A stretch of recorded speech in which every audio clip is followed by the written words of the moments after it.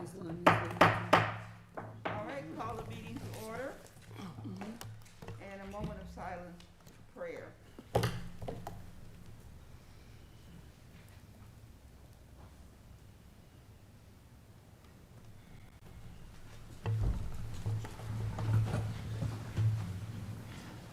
I pledge allegiance to the flag of the United States of America and to the republic for which it stands, one nation under God, indivisible, with liberty and justice for all.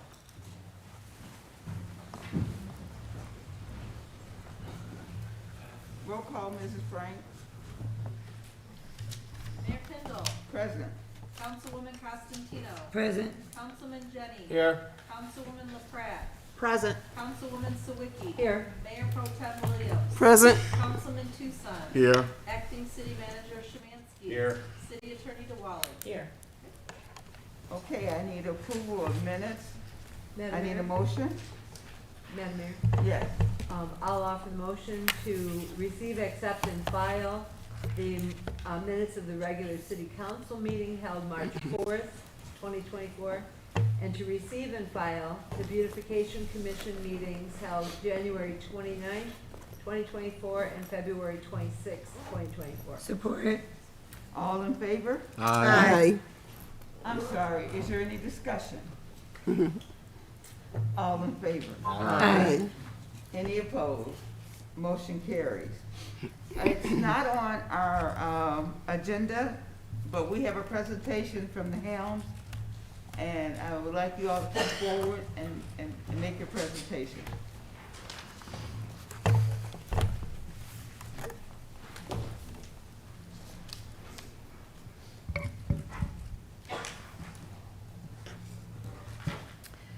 Good evening, and thank you for allowing me time on your agenda. I am Prudence Cole, the former president of the Helm Board, and with me this evening is Krista Siddall, who is the executive director at the Helm, and Jim Crichton, who is one of my committee members. Nice. I also would like at this time to thank Jerry Ann LaPrat, who was part of a working group of all of the cities to discuss the needs of our seniors in a millage. And I'm here to update you on some of our findings. If you remember, I was here in May, and so we've done a lot of things to give you more information, which is why I've come back.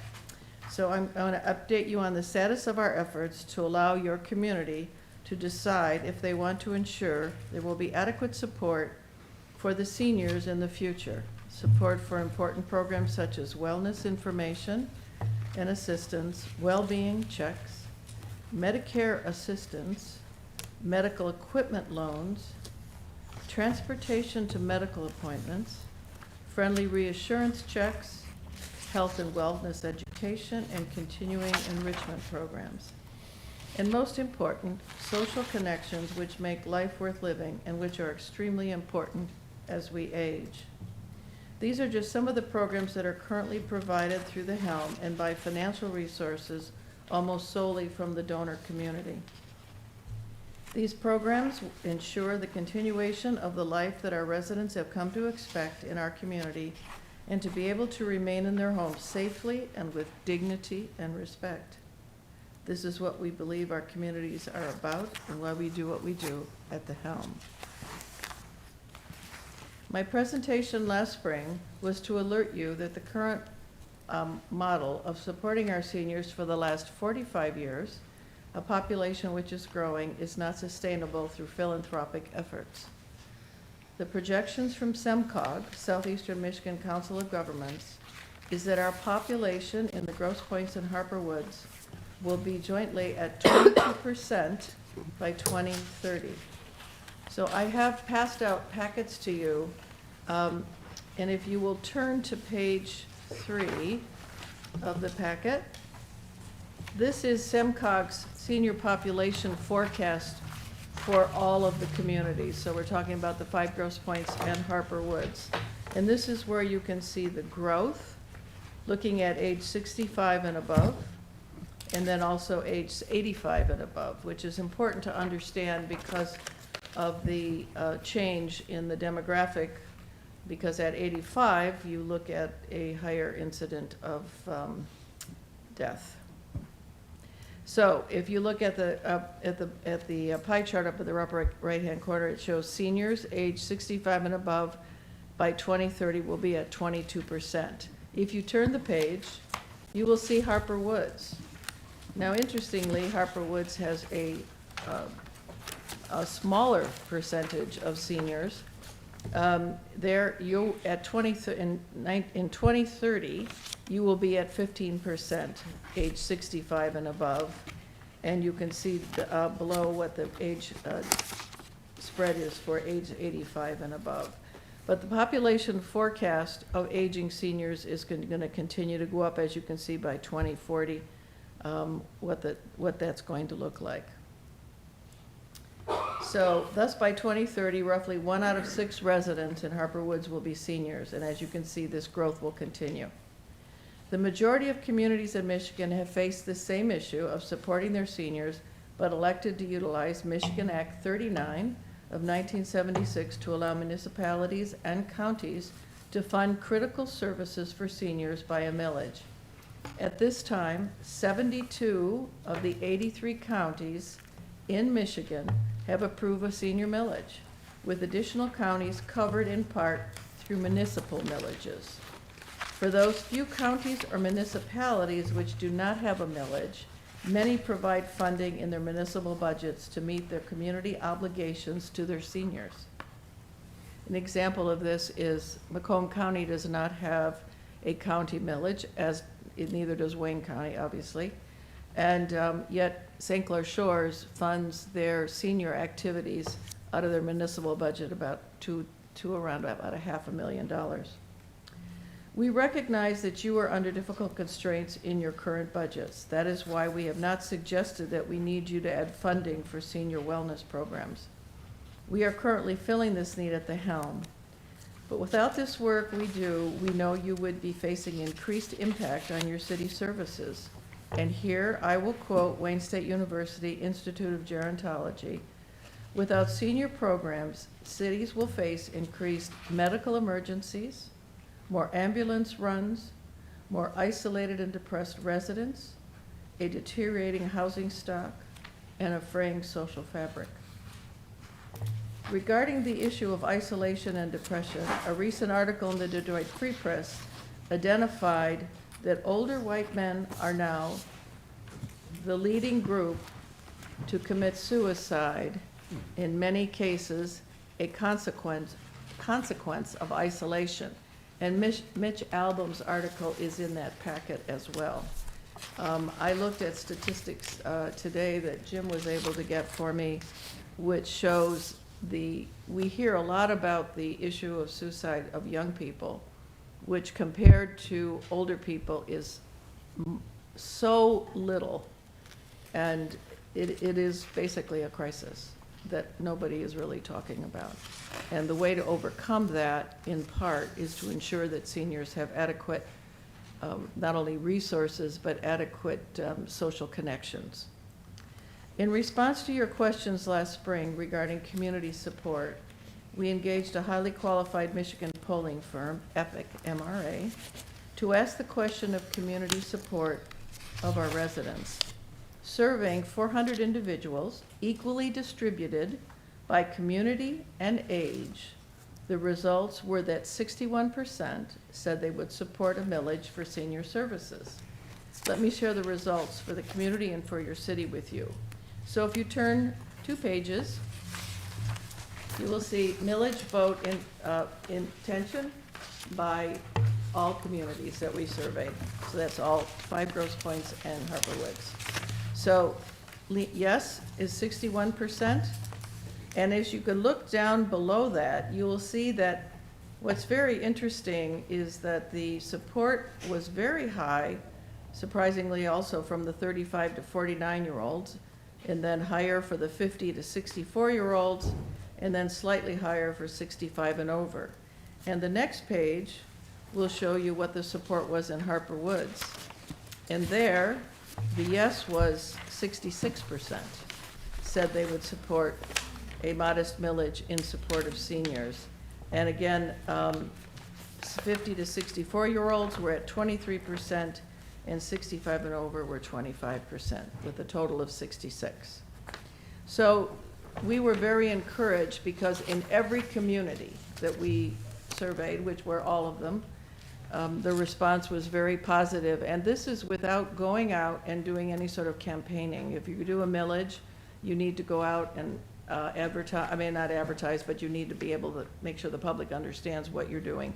We didn't do any of that. This was just 400 people called on the telephone by a polling firm and asked a number of questions, including how do you feel about supporting seniors and a millage to support seniors? And interestingly, while we're not going to ask for that high of a millage, they did it at 0.5. The statute allows up to 1 mil. And whether we said 0.25 or 0.5, the support was the same. A more detailed study of their findings is in your packet. So if you're interested in reading, we did a summary sheet, or they did a summary sheet that we modified, but this is a summary sheet, and it tells you what all the findings were of the survey. Let's see.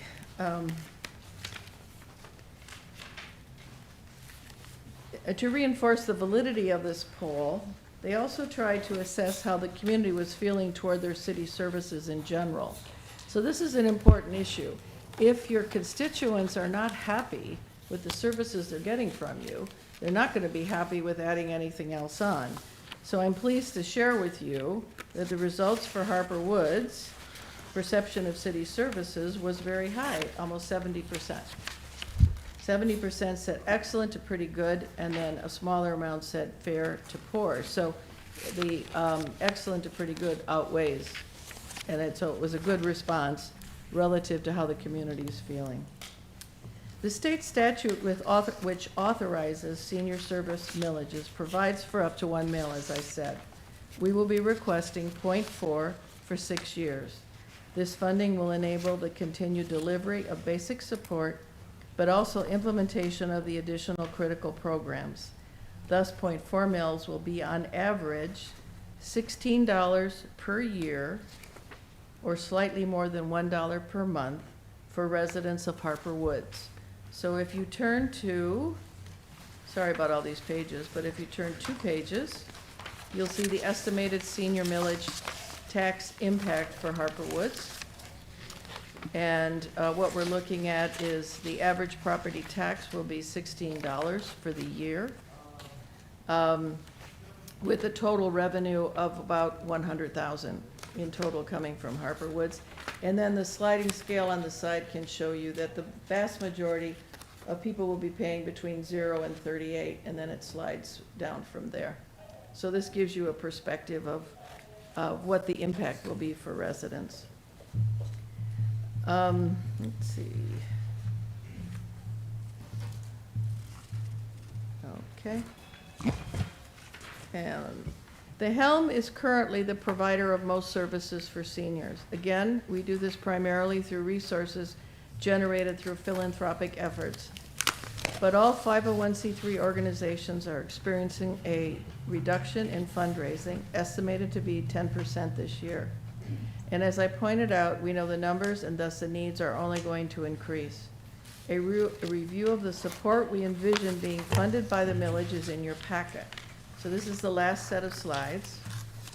If you look at the next page, it says essential senior services. And what I want to explain is that we are not looking, we're not looking for a full funding for what we currently do at the Helm. We are continuing to do fundraising. We will continue to do fundraising. What we did was we looked at what they call essential senior services, which are really required to be provided for citizens, and particularly seniors. And so these are the essential senior services that we are asking the funding for. And so you can read through them and see what they are. It's information and assistance, it's medical assistance programs, it's medical equipment loaning, it's medical escort service, case coordination, home chore program, friendly reassurance program. These are the essential services, and the next page shows what the total cost of those will be from a budgetary standpoint. It currently runs $716,000, and it shows you the breakup of what those services are. And then we've taken a look at what are the services that we can't do right now that are desperately needed, and that's the next page. And so the remainder of the millage money would be used for expanding our services at the Helms Center, which is on Ridge Road, expanding services remotely, and this is where we've had very good conversation with the mayor about what we could do to do a satellite center in Harper Woods. We can't do it right now. We don't have the capacity, we don't have the people, we don't have the money. But this is what we are looking at, expanded services. We'll also take a look at doing in some other places around in the Grosse Pointes area, but the big focus for us is what we can do more in Harper Woods. And then the last piece is adult day services, and this is something that we feel the community desperately needs. And this is a program where you can bring a senior potentially with dementia or Alzheimer's and drop them off for the day. And they would get very good care, food, activities. Almost all, well, not almost all, but quite a few communities provide this. We have nothing in our communities to do that. And we feel it's calls that we get all the time because people are not leaving their homes. I had one official say, well, you know, if we don't give them support, they'll move out. That's not how it works. They're going to stay in their homes. People want to stay in their homes. And so our goal is to make it feasible for them to stay in their homes. And in this case, for adult day services, this is where a caregiver isn't tied up all day long, can drop the individual off and know that they're going to get good care, good interactions, good socialization. I hope none of us ever need this, but based on the statistics I've seen, some of us in this room probably will, because that's the way it's working. Let's see, you will see that we are really focusing again on the core wellness services, and we have identified important new and needed services. I know there are still questions which need to be addressed before we can ask you to vote on placing the question on the ballot. These questions will be worked out in an interlocal agreement. We recently had a meeting of all the city managers to begin developing a draft of an agreement to ferret out what the answers are, and they have met again recently. It is currently being worked on and will be brought to you at a future meeting, but I wanted you to be aware of our polling results as well as the realities of our community's demographics. This is an issue which is not going to go away. Our goal is to have this question before our voters in November general election. And I'll just add a postscript. Krista, our director, attended a presentation by SEMCOG on Friday. And one of the underlying messages was, if the cities don't do something now, they're going to be forced to do something in 5 years, by 5 years, because that is where the population is going. People are not moving. They're going to stay in their homes, and it's only going to get, the demands are only going to increase. And we are at total capacity now. If you come by the Helm, you can't find a place to park. We have classes going all the time. We have people coming in, and because of the publicity from the millage request, more and more people even know about it.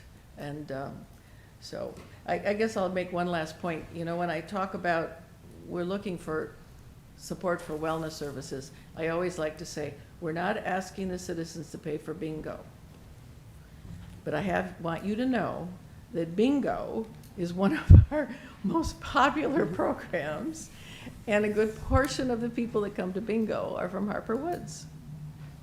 So, because we had last year, Krista was able to secure grocery gift cards.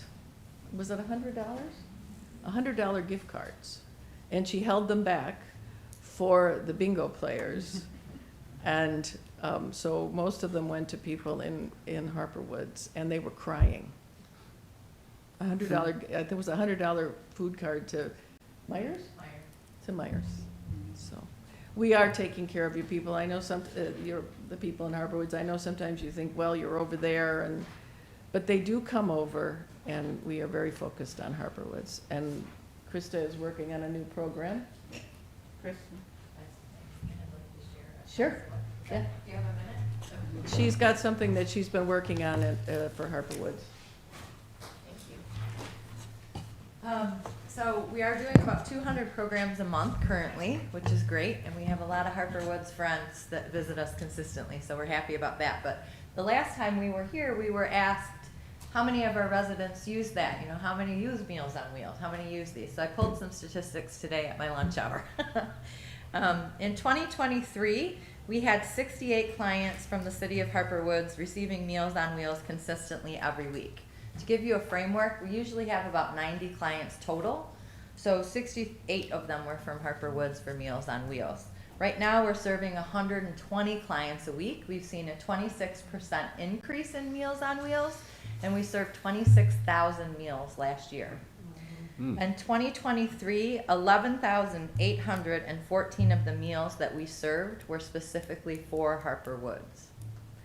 So that was a very large number. In 2024 to date, we currently have 53 clients out of 110 that are from the city of Harper Woods that are receiving Meals on Wheels on a daily basis, both hot and cold meals. Also, from an event standpoint, cognitive emotional fitness, continuing education, our evidence-based program, our health and wellness, and our social activity.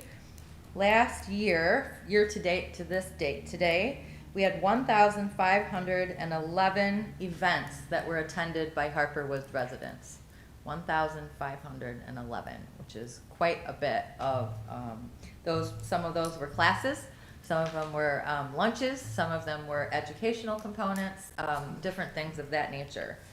Additionally, last year, again, from this year to date, we have 310 clients, as we call them, that are entered into my senior center that come consistently to the Helm. So they're coming from Harper Woods to the Helm and utilizing our services. And then units of service. We gauge this for friendly reassurance. We gave it for navigation, for meals, for transportation.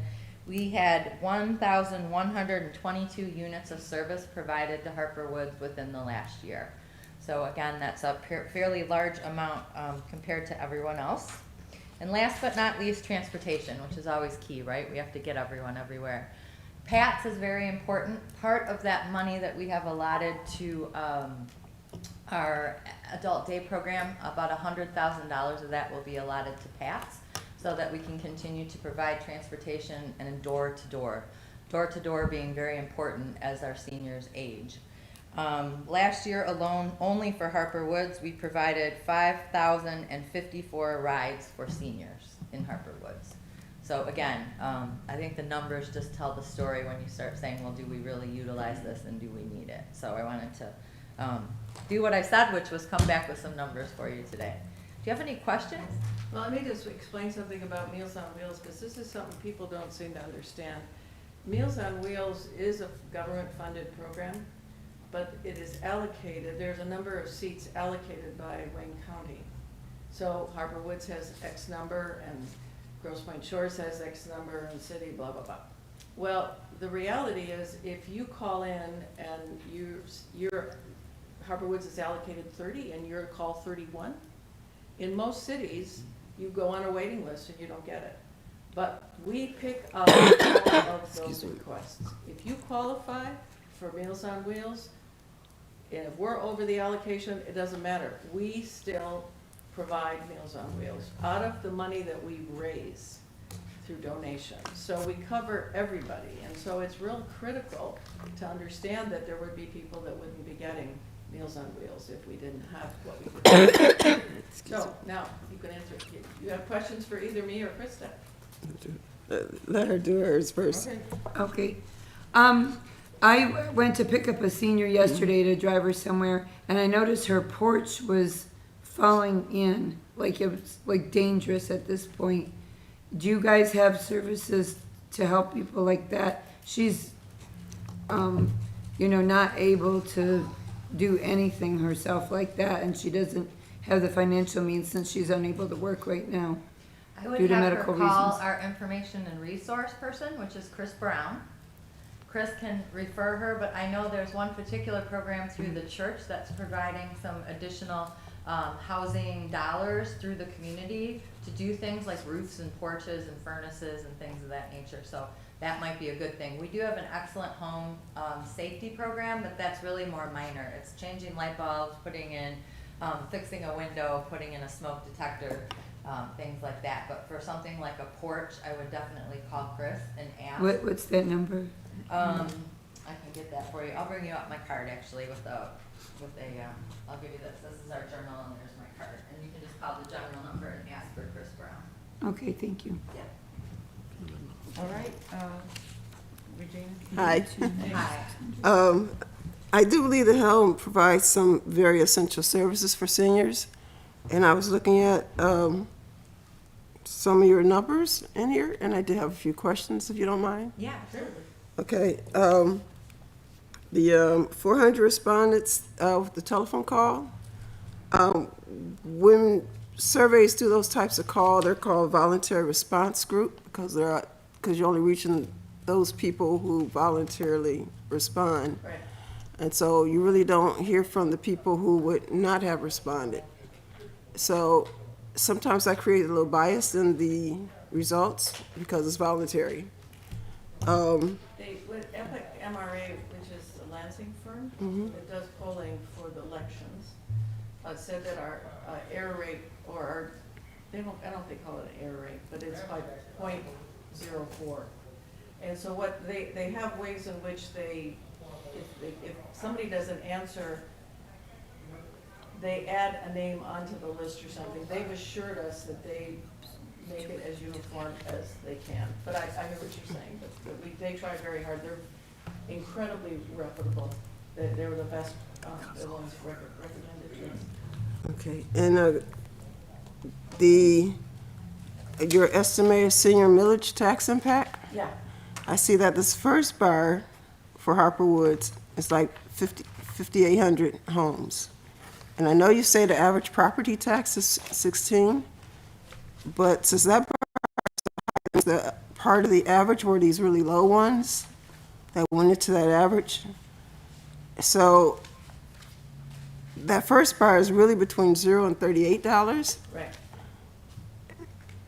So even though the average says 16, I think it's really going to be closer to quite a bit more than the $16 per household. For some, it'll be more for some and less for others. Some won't pay hardly any. Okay, It's a pretty broad range there from the. yeah, I know, but when you average those in, it See? changes your average. Yeah. So, All right. Jim well, is our statistician. I appreciate all Oh, those. already. But we're over a lot of the time. All right, and, that's fine. We need to get on with the meeting. If you guys can stick around, if anyone else has any questions from the audience or whatever, and they will be more than happy to answer those questions. But I need to get back to the All meeting. right. Okay, and All right. Jim knows Thank you how so to answer very much. those statistical questions very well. All right, public comments on the agenda items.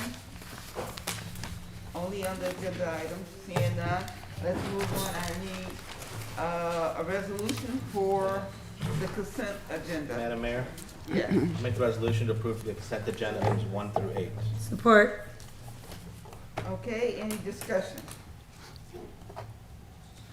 Roll call vote, Mrs. Frank. Councilwoman Costantino. Yes. Councilman Jennings. Yes. Councilwoman LaPrat. Yes. Councilwoman Sawicki. Yes. Councilman Tucson. Yes. Mayor Pro Tem Williams. Yes. Mayor Kindle. Yes. Okay, resolution This passes. takes us to old business, seeing none, let's take us to G, which is new business, city manager report. Okay, item G1, Kelly Road Corridor Plan discussion. Mayor and council, The city has received communication from the East Point Steering Committee concerning a street corridor plan for Kelly Road to include both East Point, Harper Woods, and Detroit. The city of East Point has paid for the entire cost of the study, which includes the city of Harper Woods. Please feel free to discuss this item. Our Economic and Community Development Director and Deputy Director will be present to answer any questions. No action is required on this item. Okay. Mr. Hinton, or is Bridget gonna be the spokesperson? Okay, Bridget?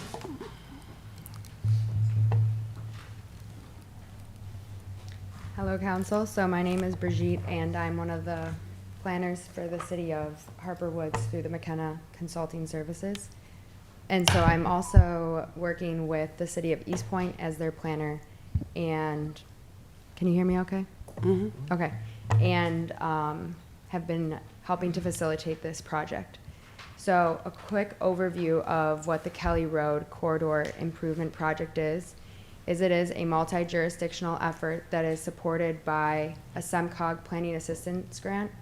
And this endeavor is led by the city of East Point to look at a streetscape redesign as well as a rebranding of Kelly Road from 7 Mile up north to 10 Mile. And the purpose of this is multifaceted, but essentially it's to look at a streetscape redesign that converts Kelly Road to be a complete street. And a complete street means that it accommodates all forms of transportation.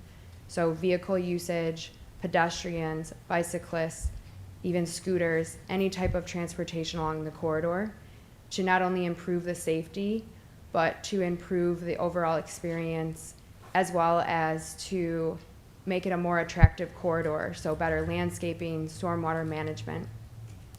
So not only is this for traffic safety reasons, but it also is to not only support the existing businesses, but attract new businesses to the corridor. And this project is modeled after a numerous streetscapes redesign that we've now seen in Southeast Michigan. One in particular being the Livernois Fashion Avenue project, where they looked at a streetscape redesign that not only made it safe for all users, but also rebranded the corridor to support and attract new businesses. It also looked at a redesign that makes more public space usable for businesses, so supporting things like outdoor cafes or public events or pop-up markets, things of that nature. And the reason that we're doing this project now, not only that we got a SEMCOG grant, but because there are federal dollars through multiple different grants that look at exactly this, a multi-jurisdictional project to create a complete street that also supports the local economy. So we've looked at some grant options such as Safe Streets for All, which is a federal grant that, like I said, looks at roadway safety, roadway design, usability. So we're just in the beginning stages of this, and so we have an event this Thursday, March 21st, starting 5:30 p.m. at the Christian Trinity Church in East Point on Kelly Road. And that is going to take a deep dive into the conceptual redesign. We've been putting together different scenarios for, like I said, from 7 to 10 Mile that really makes it more user-friendly, but also bridges the connection across municipalities and really creates an opportunity for a better neighborhood downtown on Kelly Road that again supports residents but also the greater region. So with that, I'm happy to answer any questions, but again, Yes, is there any question? Go ahead. Bridget, I'm really sorry. This is the first that we've heard about this, but we're told that there have been representatives involved in this since 2003.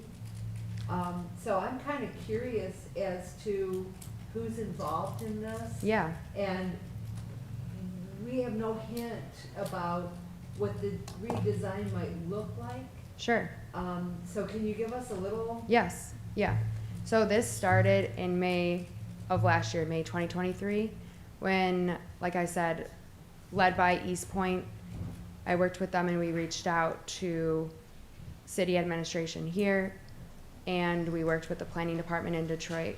But again, mainly the portion is from 7 Mile to 10 Mile, and the main sponsor of this project is both East Point and SEMCOG through a planning assistance grant. And one of the steps, we were awarded that in June or July, and we started to assemble a steering committee.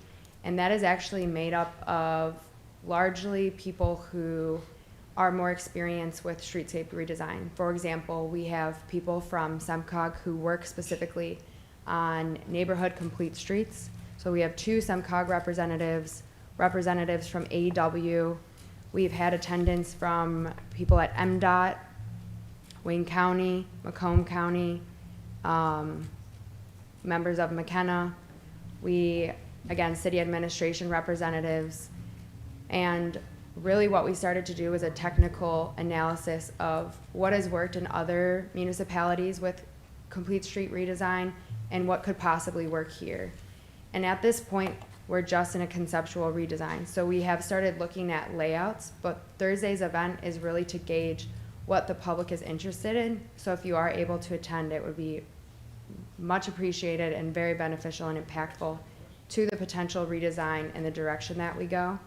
But what it looks at is, like I said, it does look at creating a wider, more usable sidewalk. It looks at adding more landscaping, adding a curbed, protected, and marked bike lane. And it looks at safer on-street and off-street parking. So that is what it's been looking at. And as I said, we are in the just conceptual stages, so nothing is set yet.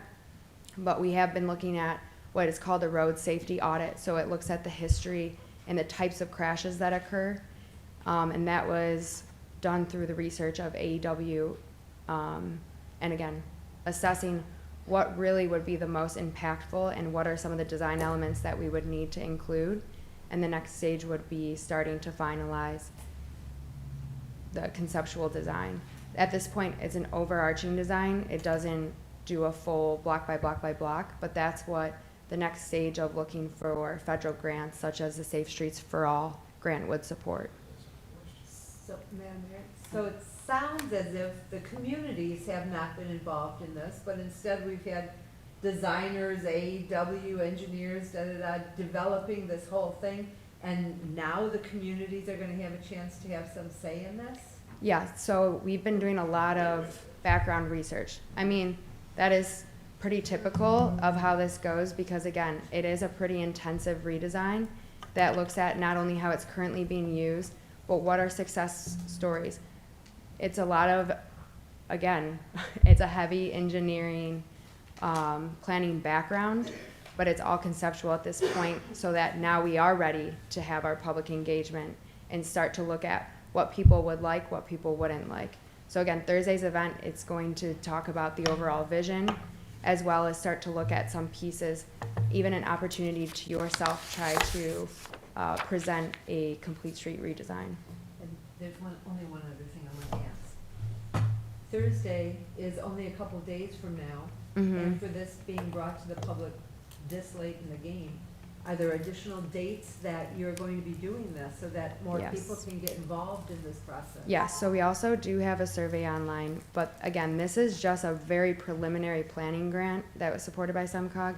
There is much more work to be done, and that's why there's a lot of, so the Safe Streets for All is the ideal grant that we would pursue for this project, but it requires a lot of data and a lot of background research to even be eligible to apply for that.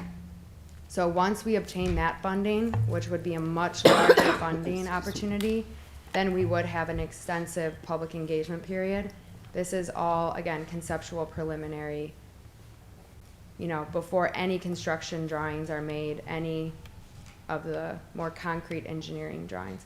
So it is a process, but this is the time to do it because it is truly the first time we've seen funding such as this. Again, it's called Safe Streets for All. It's supported projects, multi-million-dollar roadway redesign projects that Western Wayne County's applied for last year, City of Dearborn applied for, City of Detroit applied for. So they're looking at major streetscape redesign projects. They want something that not only addresses roadway safety, but is really impactful, like I said, to the local economy, the neighborhoods, areas that don't necessarily have received investment in their streetscapes, modernizing corridors. Okay. Can I ask, when did the residents of East Point find out about this? And, I mean, 3 days isn't a lot of time. I mean, the people in this room can find out, but, I mean, you said there's a survey online. Yes, You know, how so- much time did those residents have to make it to a meeting Yeah, on the 21st? Everything was released at the same time. Okay. And so we've had, again, a flyer, we've done email blasts, social media, there's been multiple news articles out now. We were just contacted by Channel 4 this morning, so we are really taking a look at trying to use all different avenues. We oscillated on the date, but essentially we did have to fit it in March because of the deadline for the Safe Streets for All grant. Is there any, yes? Yes, so East Point, we said it's actually paid for the planning part of it, and when it comes to the actual construction, did you say you applied for another grant for that, or? Yes, we will have to apply for another grant. Yes, and we are looking to a federal grant for that. Is there anyone else?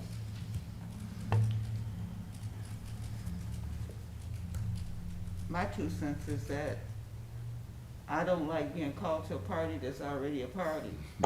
And to me, it seems like you've made all the decisions and you ask us as people and elected officials now to weigh in on the decisions that you guys have already made. If it's a deadline now, so that means that this meeting on the 21st is crucial for you to get the input now from the residents and the elected officials in order for it to move forward. Is that correct? That is correct. Yeah, we, of course, need it. Well. I mean, I do apologize, this is the first time you're hearing about it, but again, this is going to be a multi-year process. This is just the first step, and before we even opened it up to the public, we needed to understand what's even possible here at this corridor. You know, there is a lot of background and work that needs to go into it, and that is why we looked to people with a lot of technical experience to lay the foundation. There have not been any hard decisions that have been made other than we want to make this corridor safe, we want to convert it into a complete street, and we want to support the business activity along the corridor. That is truly the decisions that have been made, and that we want to apply for Safe Streets for All. So I'm sorry if it looks otherwise, but that is really what we've been doing, and even trying to understand what funding opportunities there are. Well, I knew when we received the grant last year because East Point Mayor wanted me to be with her while she presented it, but it was nothing that I knew that was going any further than some kind of identification plaque or monument or something to say, you know, Harper Woods, East Point, at this area, which was probably going to be right there at 8 Mile and Kelly. But other than that, that was the only conversation Right. about this whole thing. So, Yeah, we have just not made it to the stages yet of public engagement. We're now just entering those stages, and as, you know, there's a lot more work to be done here. And this is something that is heavily supported too in the master plan that did in the, specifically Harper Woods master plan. It talks a lot about Kelly Road and the public interest in having further investment in Kelly Road. So this is the first stride towards making that happen. okay, well, thank you very much. Is there any further questions? Yes. I think this is definitely something that needs to be done. And, I mean, especially our parking on Kelly Road is, you know, very archaic. and it's just not conducive to be safe for bicyclists or anything like that, and not even really safe for people to walk across the street or anything. So I'm looking forward to this. I know it's short notice, but I do understand there are deadlines. So I'm gonna do my best to be there. Thank you. Thank you very much. Thank you. All right, well, Item G2, progress payment number 2, final 2023 sewer rehabilitation by full-length CIPP lining number 180-316. Mayor and council, attached is a letter from our city engineers transmitting progress payment number 2, final, on the 2023 sewer rehabilitation by full-length CIPP lining number 180-316. Madam It Mayor. is recommended that this payment be approved. Mayor, a resolution is recommended. Madam Mayor, yes, by resolution to approve payment to Institute Farm Technologies USA in the amount of $17,516.95 for progress payment number 2 final on the 2023 sewer rehabilitation by full-length CIPP lining number 180-316. Support. discussion? Roll call vote, Mrs. Frank. Councilman Jenny. Yes. Councilwoman LaFrat. Yes. Councilwoman Sawicki. Yes. Councilman Tucson. Yes. I'm sorry, Mayor Pro Tem Williams. Yes. Mayor Kindle. Yes, Councilwoman Costantino. Yes. Okay, resolution passes. Okay, item G3, grant award, Michigan State Housing Development Authority, MISTA. Mayor and council, the city has been notified that we have been awarded a grant from the state, from the Michigan State Housing Authority in the amount of $50,000. This grant will be used for a complete update of the city's zoning ordinance. For your review, I have attached an estimate of the cost for this update as prepared by our planning consultants at McKenna. We also anticipate receiving a supplemental award to further offset the cost of the zoning ordinance update in the amount of $14,500. It is my recommendation that the grant award be accepted. Mayor, a resolution is recommended. Madam Mayor, yes, by resolution to accept the grant award from the Michigan State Housing Authority in the amount of $50,000, and further to accept the proposal prepared by McKinnon for the scope of work to update the City of Harperwood zoning ordinance in an amount not to exceed $87,000, and further to authorize the acting city manager to sign the necessary documents on behalf of the city. Support. any discussion? Madam Mayor? Yes, If I'm reading this correctly, it sounds as if we're gonna get the 50 grand from the Michigan State Housing Authority, possibility of 14.5 from another source, and then the total amount anticipated is 87,000. So that means 22.5 will be our portion of this? That's correct. Okay, and that's part of our budget, I assume? Yes, yes. Thank you.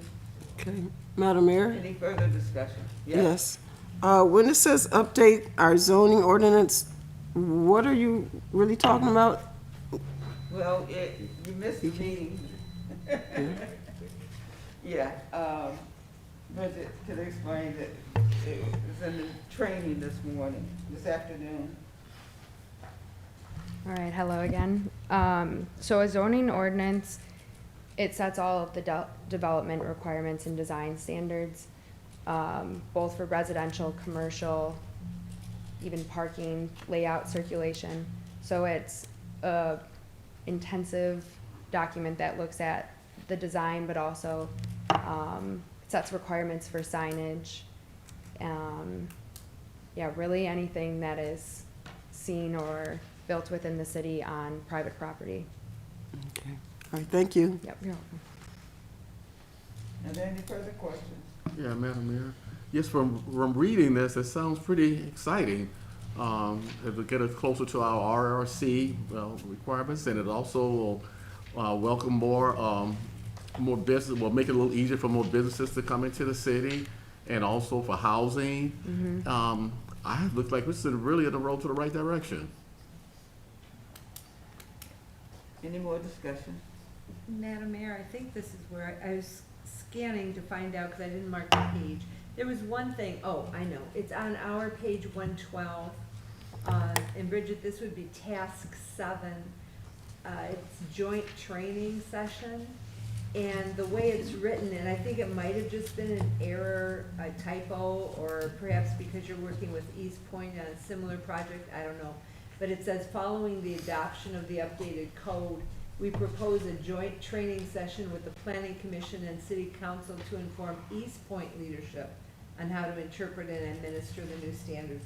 I presume you're gonna be telling us and not East Point. Yeah, good eye. That is a mistype.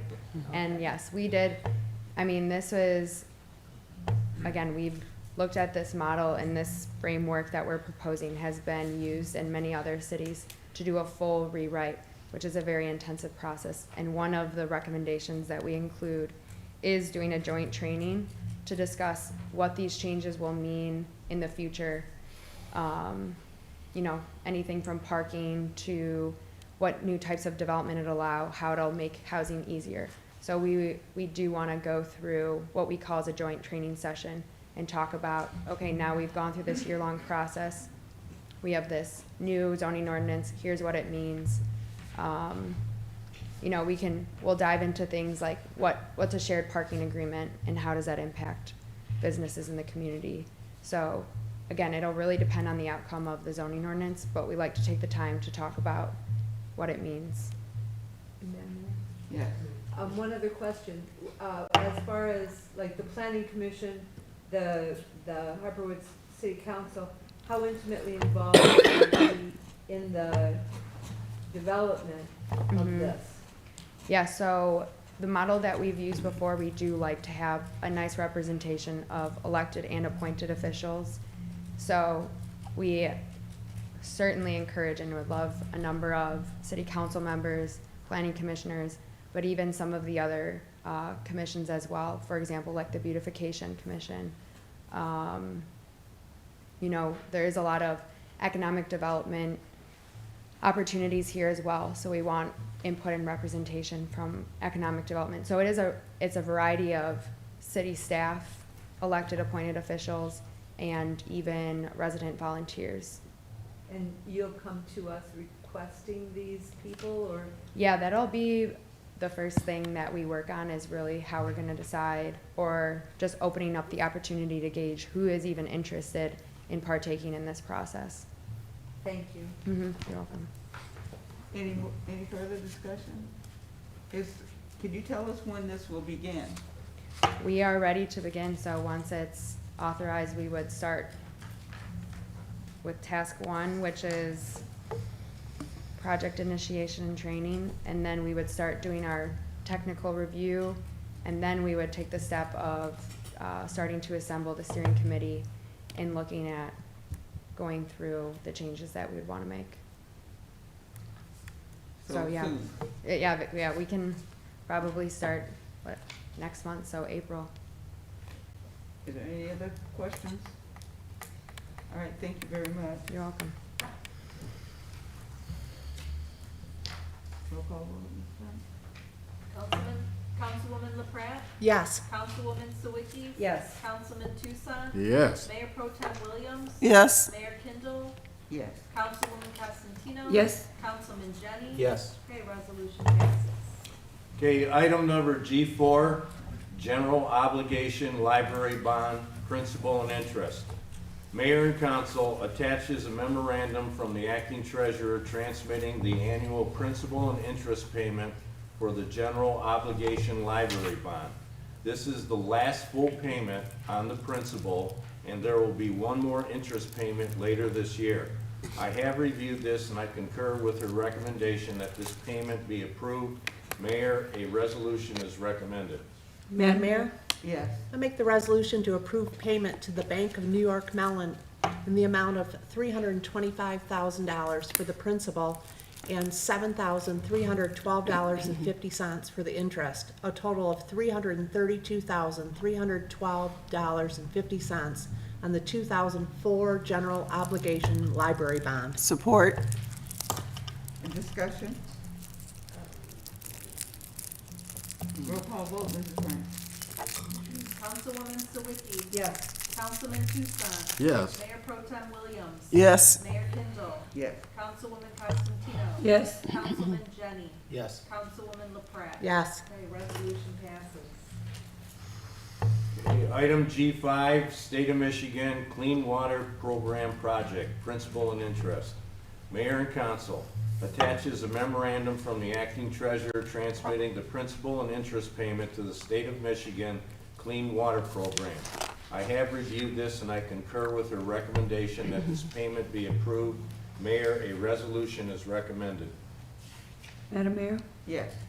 I'll offer the resolution to approve payment to the U.S. Bank Trust Company in the amount of $170,000 for the principal and $24,000 for the interest payment, a total of $194,000 for the Michigan Clean Water Program. Support. Discussion? Yeah, Madam Mayor. Yes. Can someone give me a little bit more idea of this clean water program? Yeah.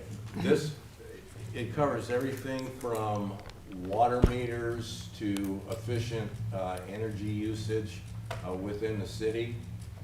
Heather, do you have anything to add to that? It's part of this, the revolving fund that we use. Yeah, yeah. To make our major improvements. Yeah, major improvements.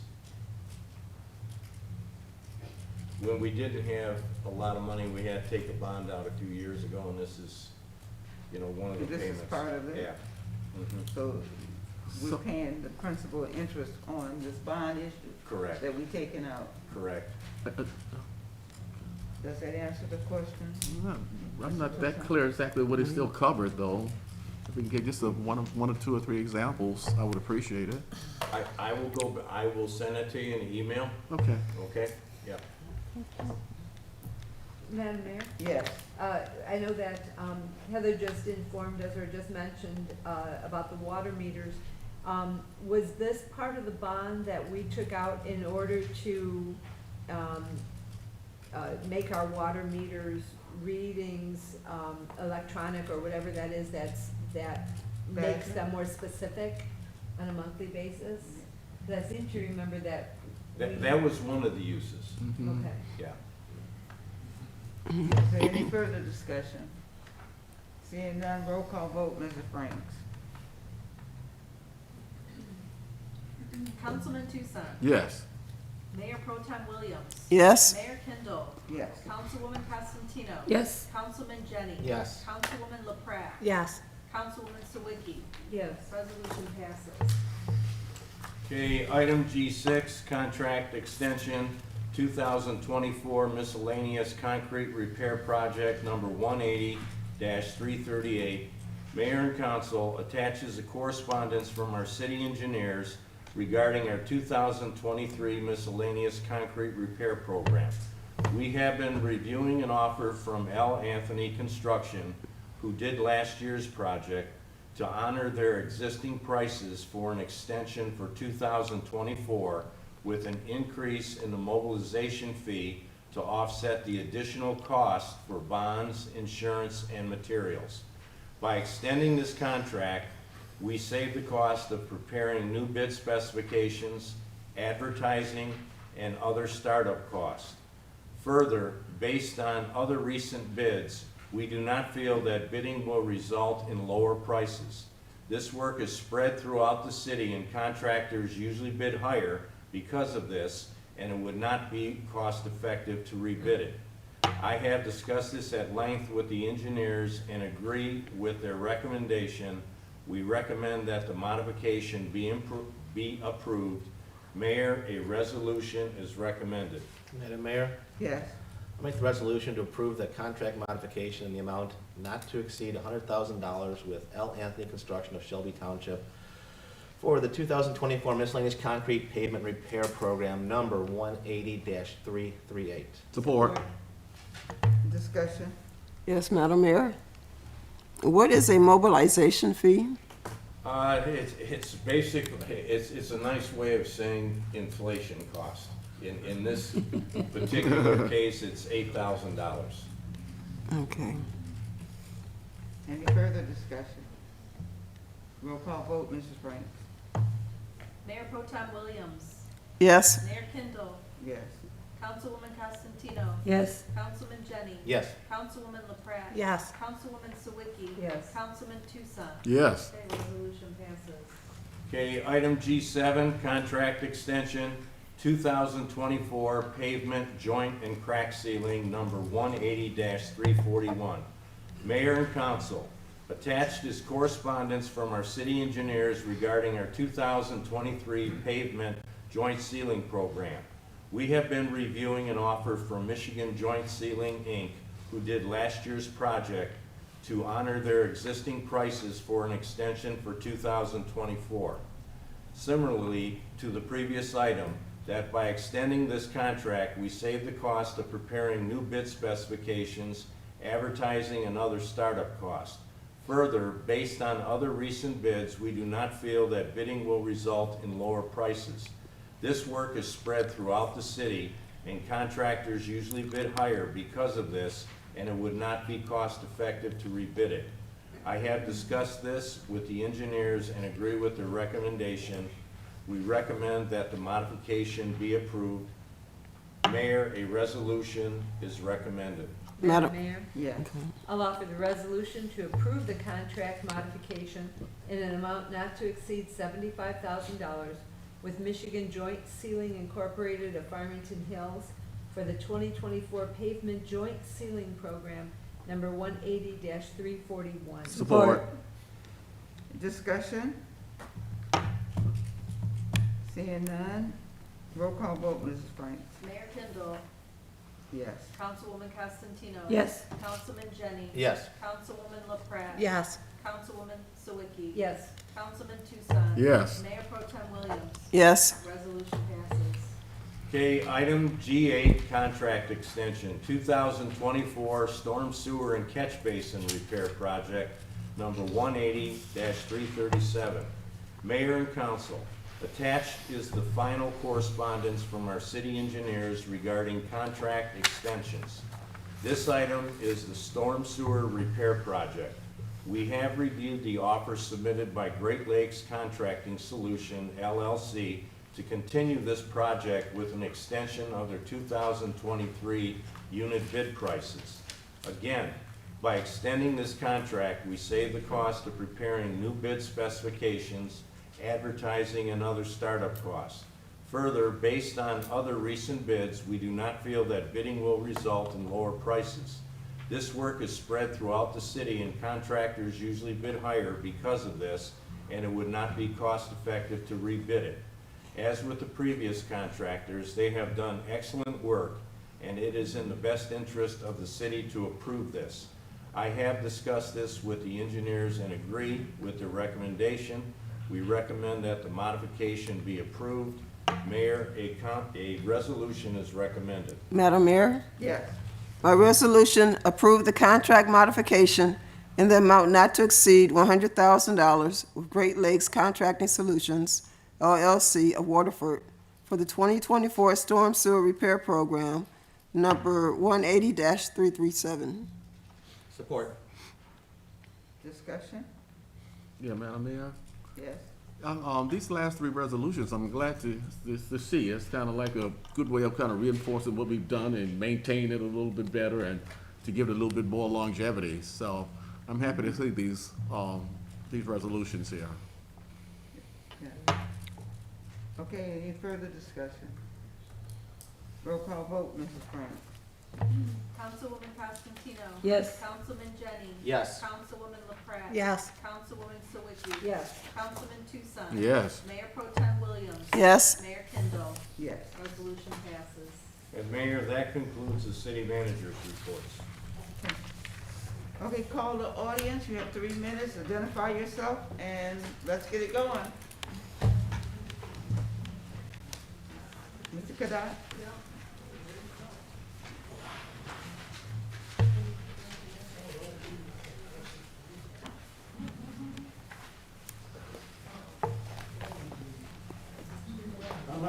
Southwest Street. Just 3 quick items.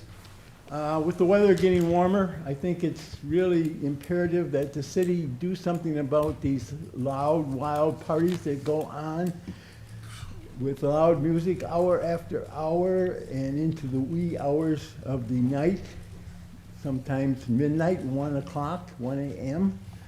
So this is really impacting the quality of life in Harper Woods, and it's becoming more and more frequent occurrence. And so this is something that I think in the interest of that city being a desirable place to live needs to be addressed. The second thing is short-term rentals. It's becoming very lucrative for LLCs to buy up homes and use them as short-term rentals. It's more lucrative, in my opinion, to do that than to rent the house out. I think you could get more income from short-term rentals than just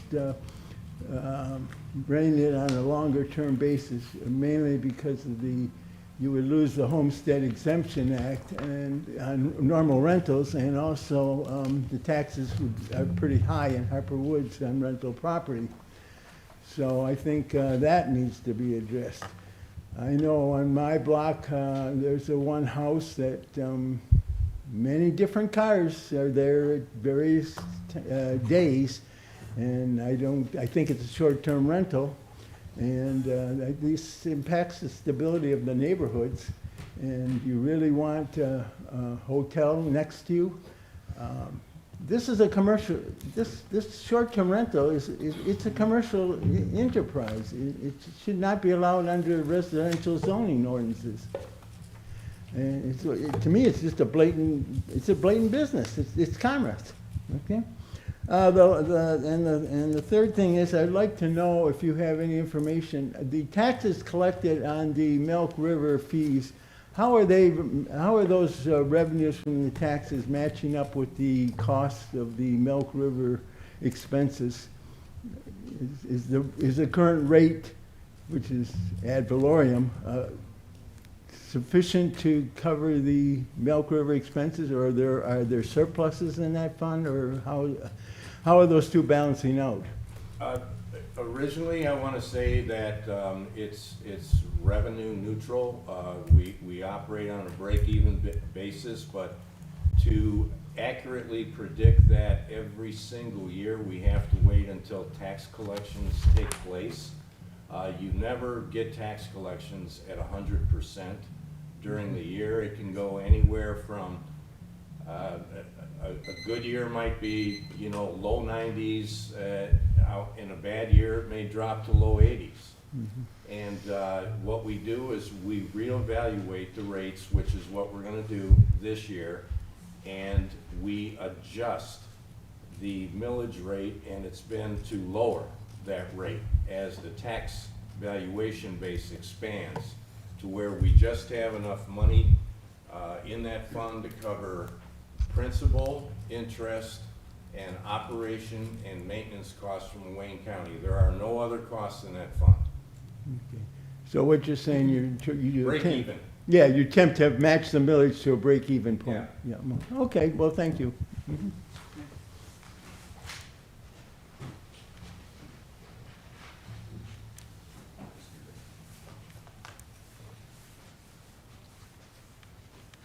Yeah, Tony Wagner, Washtenaw resident. Just want to say I appreciate the air of skepticism I heard from the city council about being invited kind of late to the party for the Kelly Road planning and revamp and retooling. It sounds like the train has pretty much left the station already, but your wariness is appreciated. I tend to be a little bit skeptical because I've seen the damage that was done to East Warren, the damage that was done to Livernois Avenue of Fashion.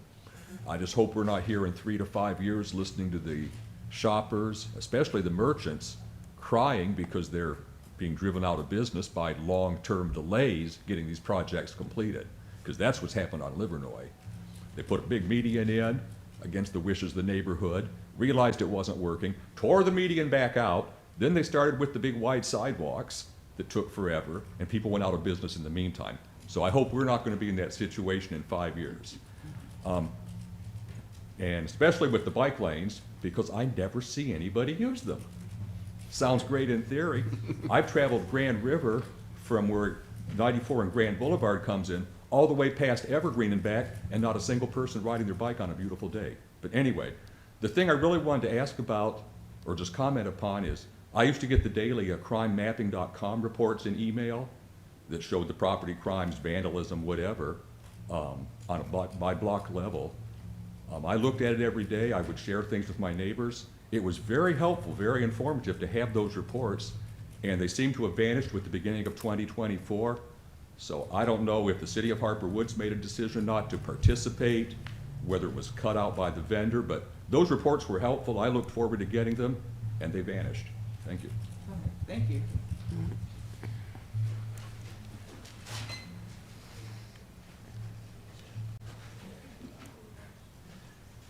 Kristen Olin Sullivan, Country Club Drive. At the March 4th meeting, Councilwoman Sawicki mentioned that it would be a great idea if you had an update on the website project. And since this is the next meeting, like she suggested, and it wasn't on the agenda, I'm wondering when we might have that report. We just met with, as a matter of fact, we had a discussion with our IT vendors on some sticking points. It's a little bit premature, but it's coming. I can't tell you exactly what day, but they are actively working on it right now. And also at the March 4th meeting, I was really impressed by the mayor's insistence on including residents to participate in the planning and development of the Pocket Park. I only wish that that same respect had been shown to the residents who might be impacted by the retail marijuana stores that you're talking about putting in. Had you done that, you may not have been facing the lawsuits that you're facing now. Respect goes a long way to cooperation. Thanks. Anyone else? Seeing none? No, Is that, oh, you can't be dragging up there. Oh, Hakeem, that was yesterday for Irish Day. Still working it out. Couple things. Number one, the look on your faces, especially you, Madam Mayor, when they were talking about that Kelly Road thing was pretty exceptional. You know, nothing like being, invited late to the dance, as you said. You know, it's typical, and more typical around here to be made aware of things after the fact. I got a couple questions. Number one, just real quick on money. Just on this sheet alone, we spent a couple $1 million tonight, of which one of the things I missed it in the consent agenda, the $36,000 we pay Safe Built, which is about $30,000 a month on average, $300,000 a year, give or take a few dollars. And a lot of that money we pay them is for things that month after month residents are complaining about. So my question is, we're paying them to do a job that, based on the comments by the residents, who knows if they're really doing it? I mean, I don't. They turn in an itemized bill, Larry. Huh? They turn in an itemized bill. I read the agenda, I didn't And see we it. get receipts, cash receipts from all the permitting and stuff. Just one thing. That's just a permit. Okay, and the other thing is, it's been several months again, we're in the year 4 since COVID. Have we had any progress, or have we taken any steps at all in interviewing or securing a permanent city manager for the city? Or are we gonna have a temporary, or what do you call it? Acting city manager for the rest of time here in Harper Woods? No, you won't, I can guarantee you. Do you have a retirement date or anything set, John? Because I got a feeling that'll be it. You will get your wish soon enough. Are we interviewing anybody? Do we have, because I figured if we could spend $2 million You gonna in put one an night, we should application? be able to spend You want $13,000 for the places? MML. Huh? You want to trade places? Sure, I can give it a rip, what the hell? And I'll gladly step down if I ain't doing too good. But I mean, that's not a problem there. No, I'm just saying, 4 years later, you know, it seems like every year or every time it's brought up, it's always, this is not a good time, or this is not a good time, or this is not a good time. You know, she'll have been telling me that for 40 years, I mean, it's still not a good time, so I'm dealing with it. Anyway, that's all I got.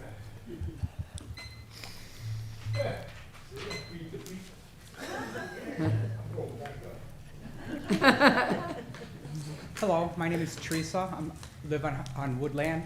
The last council meeting, you were talking about a pocket park on Ross Common, which really doesn't help the whole Hartford Woods. It only would be for that area, as I've seen other pocket parks do that. So I was thinking, since you stated that the extra money that was needed for the bond that we had set aside, and it was $120,000 some odd dollars, wouldn't that best be used for a new city manager, which their starting salary is about $80,000 depending on the size of the city. We don't want to wait till the last minute to get one in case something might happen, and then we'd have to look for one, and he's isn't familiar with our city. And then also, we could also get a part-time ordinance officer. And that officer can support his position through our court systems. If the courts work with us, he could pay for his own job. It would be nice, we would have a nice open area. We have a nice open area right behind the city hall that you could make the improvements to. You could put concrete, landscaping, a gazebo, tables, and you could have a nice area there instead of opening up another area that you've already got it leveled out. So I think that the money would be best done that way, other than a pocket park that only a few of us residents would be able to use. Because I know I will use Johnson Park and Salter. I don't go to Danbury Park or whatever other pocket parks you're at, because I really don't know where they're at, because it's not in my neighborhood. Thank you. Is there anyone else? Fine. School board, you have any comments? Okay. Starting with you, Councilwoman Constantino. You started with me last time. Well, that's okay. You got it. Time before. Okay. I just want to say there's a lot of exciting things going on in the city right now, and a lot of things that are not exciting but necessary going on as well, like our sewer liners, which is a very economical way to improve our sewers. So I'm just glad that our city's moving forward and catching up. I'm looking forward to the Kelly Road improvements. I'm looking forward to our community center and many of these other things, housing and and finally having somebody occupy these new buildings, the Eastland development. So there is a lot going on. I'm glad to see that we are moving forward. Mr. Tucson? Yes, Mayor Kendall, Mayor Pro Tem Williams, and myself attended the CAPCON conference in Lansing, Michigan. It's a conference for elected officials. There we get a chance to hear league legislative priorities, economic development, housing, infrastructure investment, key aspects of the governor's budget, and much, much more. We also have the opportunity to attend many of the leading sessions, such as the impact of tobacco policies on local government and health equity, in which I was a moderator. The power to transform Michigan internet is in our hands, hitting home for housing, tools for knowledge and action, community excellence, collective bargaining and change to our community, railroad crossing safety regulations, which Mayor Kendall was a moderator. There's also an extra opportunity for Elected Officials Academy, an education recognition program. The Elected Officials Academy is a continuing education and professional development program sponsored by the League and overseen by a group of committed officials who comprise the advisory board. EOA offers training and tools to elected officials to help you be successful in serving your communities. Participating in the academy provides you a knowledge of the laws guiding municipal government, and skills and expertise that will help you as you govern your community. Effective leadership skills through continuous improvements of your knowledge and decision-making ability, and recognition as an educated elected official, demonstrating to your constituents that you have taken the time to improve yourself by attending workshops and performing leadership activities. There are actually 4 levels to this, level 1, 2, and 3, that covers things like attending conferences, advocacy, legislative education, and advocacy for league-related issues, leadership, and also trainings in area of financial management, fundamentals of leadership roles and responsibilities, fundamentals of legal framework, municipality, and more. So I'm just proud to tell you that I have completed level 2 of this and leadership. Mayor Pro Tem is up to level 3. So this is like, I'm still working to try to be a better city council person. I've still got a lot of room to grow in many areas, but I am taking the role, and I have taken this and gotten an award. All righty, thank you very much, Mr. Toussaint. First, I wanted to say Happy Easter. So that's coming up before our next meeting. Also, I know that there are some programs coming up in the community. On Saturday, there's the Easter egg hunt by the Parks and Rec. So if you have children up to the age of 12, grandchildren that are interested in partaking of this fun event, that is coming up on Saturday. I was trying to find the information here so I could mention to the community. I know it's $5 a child. I'm not certain when the deadline is, or if there is a deadline. It was last Friday, but I'm guessing that if they called Christine, that she would accommodate them. Okay, very good. So I know that that's coming up as well. And with that, that's it for me. Tom? I've got nothing. What do I have? I have, that the Beautification Commission is having a meeting on this Wednesday at 5:30 in the library, so if you're wondering what the Beautification Commission does, there's openings, and we would love to have you, so come on over to the library at 5:30 on Wednesday, and then our cleanup will be on April 20th at 10 a.m., meet out here at City Hall. I also want to say thank you to the Helm. I was on that committee, and it was a lot of work going over all of this, and we did talk a lot. I brought a lot of things to the table, I think, about Harper Woods, but I was at a party, and I was talking to a resident, and he's like, "What's going on in the city?" And I told him what I was doing, and I said, I don't know how many people go over to the Helm. He goes, "What are you talking about?" He goes, "I started the poker club over there." He goes, "My wife told me I retired, I needed to get out of the house, and so he started your poker club," and he's like, "And tell everybody come on over there." So it's a great organization, and I was happy to serve on your committee. Thanks, Jerry. Okay, good evening, everyone. As Mr. Toussaint stated, I had a chance to attend the Michigan Municipal League's Capital Conference in Lansing. And while there, we got to talk to our state representative, Veronica Paez.